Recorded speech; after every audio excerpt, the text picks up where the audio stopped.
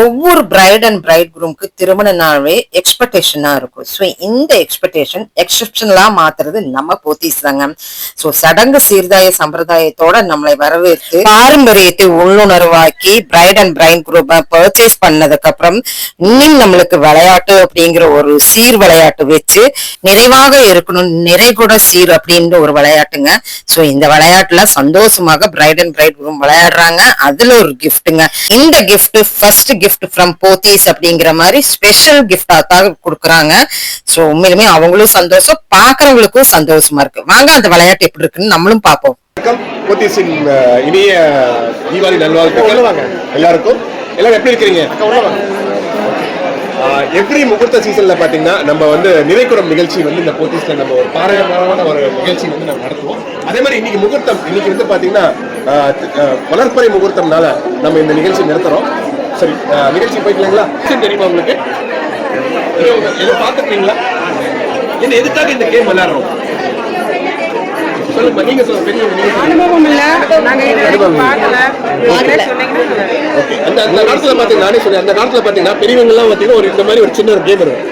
நினைக்கூடாது. இதுக்குள்ள பாத்தீங்கன்னா மஞ்சள் தண்ணி போட்டு அந்த ஒரு தங்க மோதிரம் வச்சு 2 பேருக்கு போட்டோகிராஃப்ல வந்து உள்ள எடுத்து சொல்லுவாங்க. ஏன்னா ஒரு ஒற்றுமை, இவருக்கு எப்படி ஒரு அண்டர்ஸ்டாண்டிங் விட்டு கொடுத்தல். Very good, super.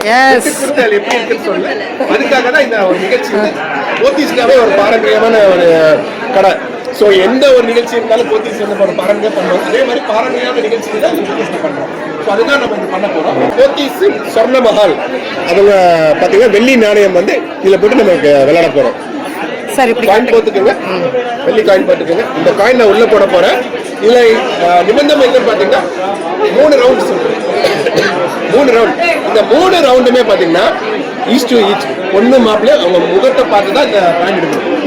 Face to face, face to face பார்த்து இந்த காயின் எடுக்கணும். கண்ணும் நோக்கினா சூப்பர். கண்ணும் நோக்கினால் ஓகே. போடலாமா? காயின் போடலாமா? எஸ். ஓகே, இந்த காயின் உள்ள போட்டுட்டேன். ஸோ கவுண்டர் சொல்ல போறேன்.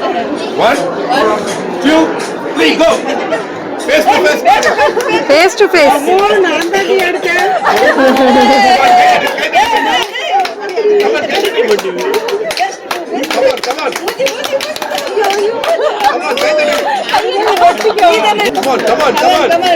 கிடைச்சதா 2 பேத்துக்குமே?